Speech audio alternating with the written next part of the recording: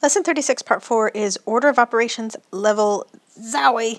This is where we're kicking things up to the highest we're going to kick them during this grade level. So we'll go ahead and put things together. Get your notes ready. Label on your notes. Push play when you're ready. Okay, so let's take a look at our first problem. We'll call this a we do. So go ahead and copy this down. 1/2 to the second power plus 3.1 minus 1.2.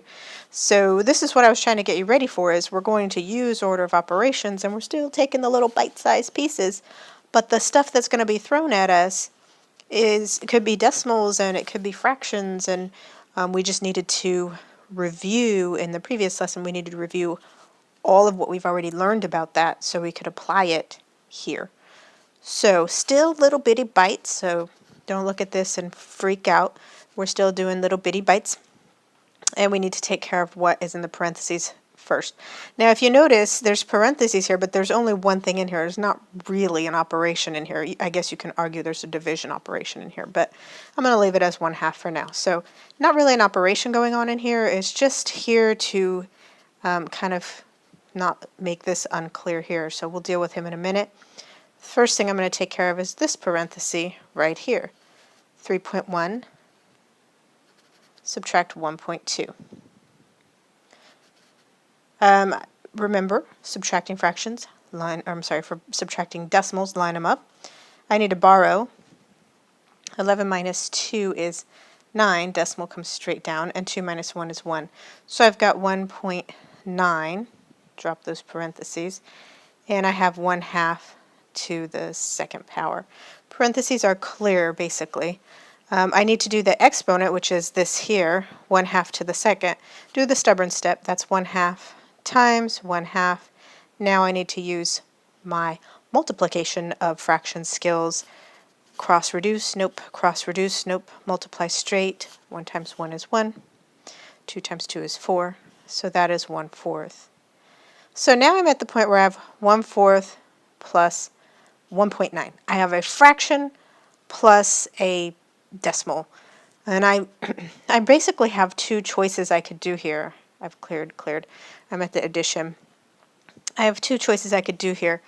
I could change this into a fraction and put 1 and 9/10, because 9 ends in the 10th place, so 1 and 9/10 as a fraction. It would look like this.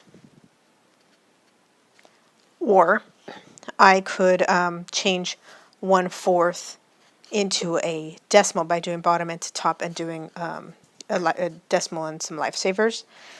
I'm going to tell you that I prefer to change these into decimals and then just work with them from there, because if I change this guy to a fraction, that's easy enough to do, but then I have to go through the steps of common denominators and all that stuff.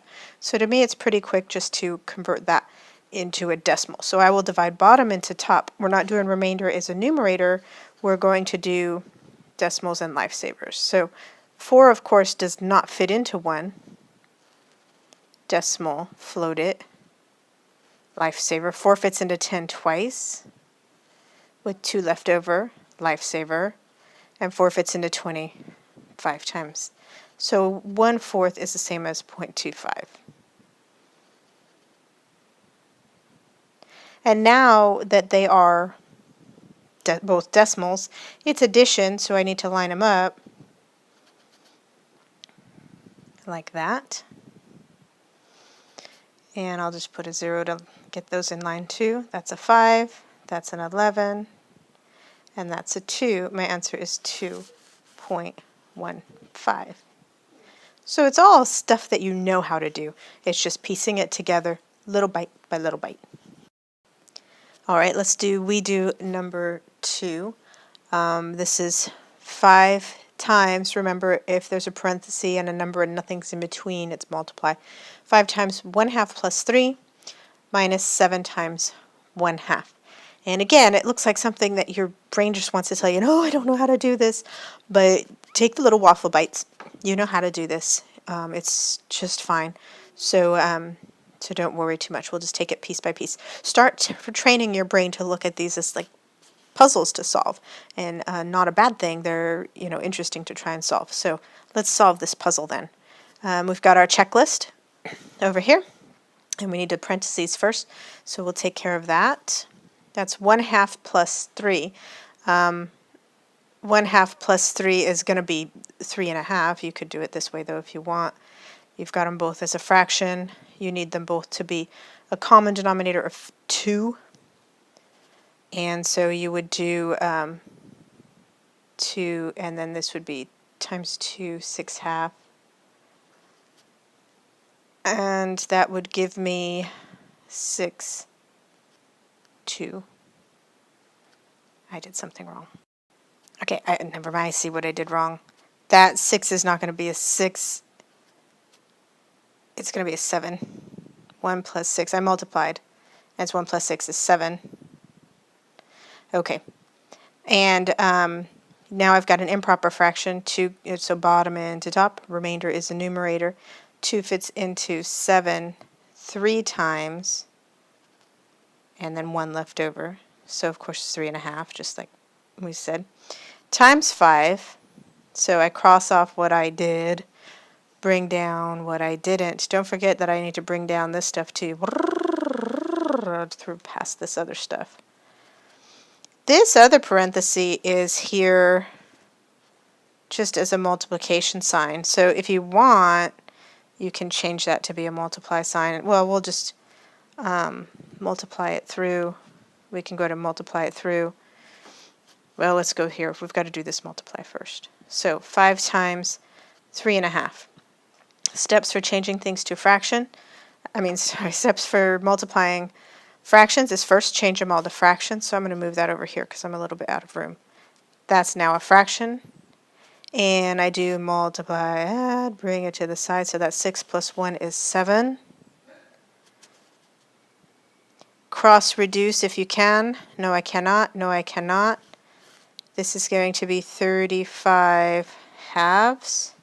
So, and I'm going to leave it as a fraction, as an improper fraction for right now. And I can make the adjustments later. So that's done. Bring down what you didn't do. So I went ahead on this step and changed that multiply to that multiply because it's the same thing. So now I have 7 times 1/2 that I need to take care of. So change to a fraction. Cross reduce I cannot do, so I have 7/2. 7 times 1 is 7. 1 times 2 is 2. So at this point, I'm out of space there, so I'm going to slide this all over. I have 35 halves. That's this guy. I brought him over there. Minus, that's that guy, 7/2. Nice that my denominators are already the same, so I don't have to do all that magic. 35 subtract 7 is, borrow 8, 28. So I get 28 over 2. Now that is an improper fraction. Bottom into top, remainder is the numerator. I don't think I'm going to have a remainder here. 2's into 2 once, and 2's into 8 4 times. And there's no remainder, so I can just leave it at this, 14. So after all that, everything, blah, blah, my final answer is 14. That's the final answer. So it looks so much worse than it is. Little waffle bites, you can do it. Okay, here's one for you to try. 3 times 4.2 plus parenthesis 1/2 times 6 to the second power, or 6 squared, parenthesis. Use your checklist. Please excuse my dear Aunt Sally. All right, go ahead and go through the checklist. Bite by bite on this. Don't try and look at the whole thing and panic. Go ahead and give it a shot. Push pause and push play when you're ready for help or when you're ready to check your answer. Okay, so hopefully you got an answer, or if you got stuck, I can see if I can get you unstuck. Bite by bite here, I'm going to do parentheses first. So here's my set of parentheses. And I notice in my parentheses that I have 2 operations. I have multiply and I have the exponent. Well, exponent comes before multiply, so this goes first. It's going to be 1/2 times 6 times 6, which is 36. And I'm just going to bring down what I didn't do. Oops, be careful. Okay. Okay, and so now I still need to take care of the parentheses. That's 1/2 times 36 over 1, change them both to fractions, right?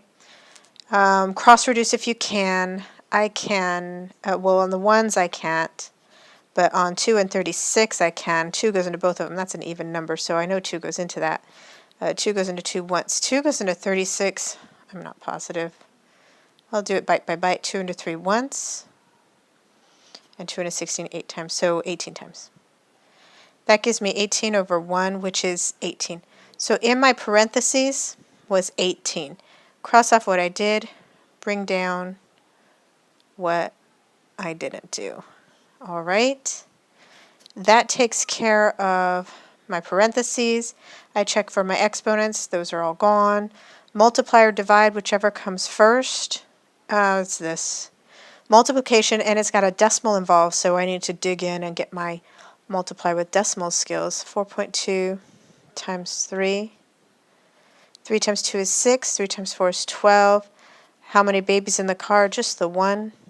So I get 12.6. Cross off what you did. Bring down what you didn't.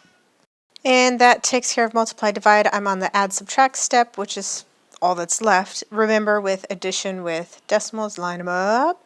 That's 12.6. 18 doesn't have a decimal. Remember, if you don't see a decimal there, it's hanging out in the shadows at the end of the number, $18 even. So just put the 0. And then I add it up. So that's 6. 2 plus 8 is 10. Carry over. Your answer should have been 30.6. Hopefully you got that answer. If you didn't, hopefully you found where the issue was at, what thing you did wrong. And let's try another you do and see if we can get that one. Okay, here's you do number 2. 5 to the second plus parentheses 3.1 times 2 to the third minus parentheses 1/2 times 2/5. Go ahead and write that out. Push the pause button, give this all a try, see how you do. Push play when you think you've got it. Okay, so I'm guessing now that you've pushed play again, you've got some sort of an answer. Let's see how you did. I need to take care of my parentheses first. So here I have parentheses, but I notice in here I have the multiply operation and the exponent operation. And in the order of operations, exponents need to come before multiply. So I'm going to do this guy first. Off to the side, Mrs. Sanchez's super stubborn step. That's 4 times 2 is 8. So I've got 8 times 3.1. And 3.1 times 8, I just need my multiply with decimal skills. 8 times 3 is 24. Don't forget the baby in the car, one spot in, is 24.8. That just cleared that decimal out. Bring down everything that I didn't do.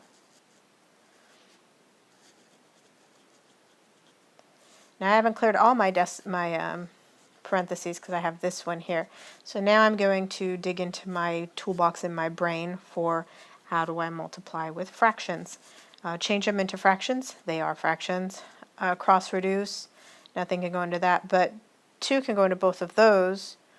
2 fits into 2 once, and 2 fits into 2 once. Then I multiply straight across. 1 times 1 is 1, and 1 times 5 is 5.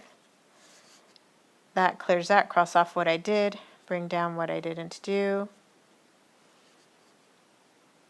Parentheses are clear. Ka-chow. Exponents. I have an exponent here, 5 to the second, super stubborn step. That's 5 times 5, which is 25. Cross off what you did. Bring down what you didn't do. Okay. Any multiplication? Oh, exponents are clear. Any multiplication or division? No. Add or subtract? Yes, right. Here is add, and I do have to do that one first because it's the first one coming in from left to right. So in the toolbox in my brain, I pull out the addition with decimals. That's 25.0 plus 24.8.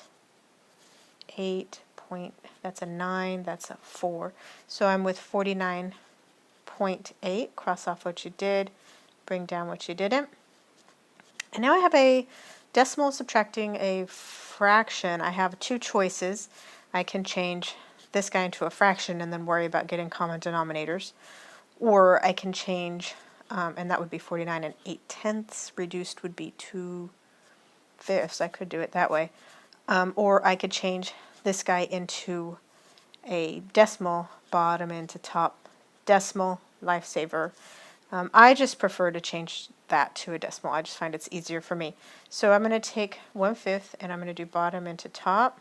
And of course it doesn't go, so I do a decimal, float it, and a lifesaver. 5/5 into 10 twice with no remainder. So 1/5 is the same as 0.2 in decimal land. So I have 49.8 minus 0.2. And now I just have to do that subtraction. So remember, subtracting with decimals, you line them up. 8 minus 2 is 6. 9 minus 0 is 9. 4 minus nothing is 4. You should have gotten 49.6 as your answer. Now, I know this is really complex, so you really have to think of them as puzzles, and it's a lot of pieces of information to shove all together, and you've got to keep that brain toolbox wide open and dig in for all the pieces. When you get to the challenge task, you'll be able to use each other's brains on this, help each other out on this, catch each other's mistakes on this, and you'll get better and better at it with practice. So get the closure questions, give them a try. I can help catch whatever pieces that you need if you still need help. You can rewind any part of this lesson if you need to, or we can do some more practice ones together if you wish. But if you think you're ready to tackle those closures, let's go ahead and get those all taken care of.